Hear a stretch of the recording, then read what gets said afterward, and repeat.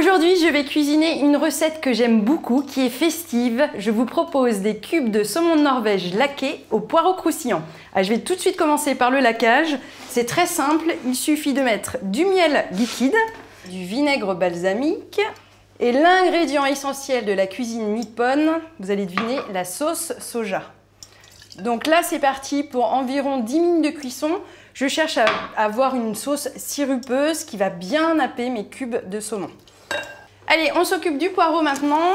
Donc, je vais enlever la racine et garder que la partie souterraine. En fait, c'est la partie blanche qui est la plus tendre et qu'on consomme en général. Je vais juste émincer finement mes poireaux qui vont ensuite aller dans un bain bouillonnant avec de l'huile pour faire une petite friture. Donc voilà, j'ai mes poireaux bien émincés. Un petit test, un petit brin de poireau pour voir s'il y a une ébullition. C'est parfait. Alors j'envoie le reste et c'est parti pour même pas 1 minute de cuisson. Alors là, c'est bon, mes poireaux sont bien croustillants, bien dorés. Alors le principe, c'est de tout de suite les saler à la sortie de l'huile. Pourquoi? Eh bien parce qu'en fait, le sel va absorber la graisse, en plus de mon papier absorbant. Donc un petit coup de sel. Je passe tout de suite au saumon de Norvège. Alors ce qui est bien avec le saumon, c'est qu'on peut le cuisiner de 1001 façons.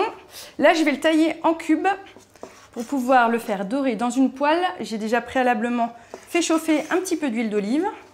Et voilà, je vais prendre dans l'épaisseur du pavé quelques cubes de saumon que je vais faire dorer sur toutes les faces. Voilà. Vous allez voir, la couleur du saumon va changer avec la chaleur de la poêle. Un petit peu de sel avant de les retourner.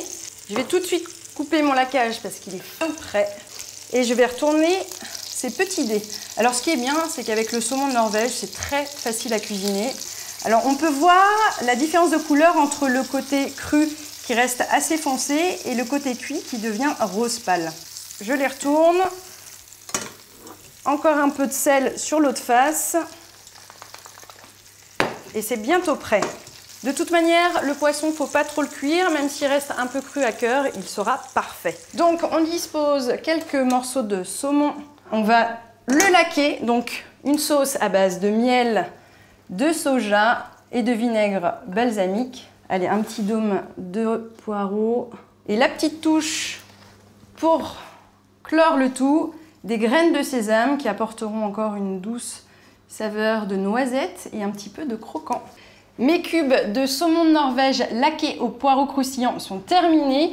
Je vous propose de l'accompagner avec un Beaujolais rosé très peu connu, mais qui mérite d'être dégusté entre amis. Moi, je vous souhaite un très bon appétit et surtout, régalez-vous!